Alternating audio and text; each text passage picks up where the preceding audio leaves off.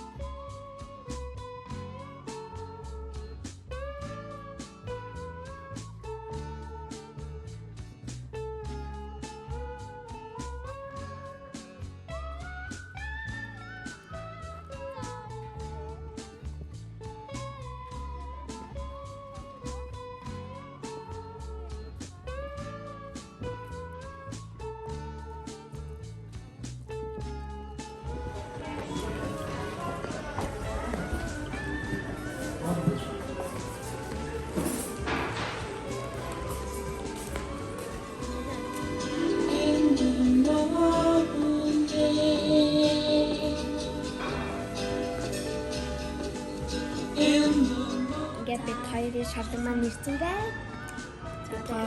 Яаж идвэ? Адилхан шарлаг авсан. Яаж идвэ хараа. Юуны шалтгаалаа? Дахианы мархаа шарлаг. Жагаад.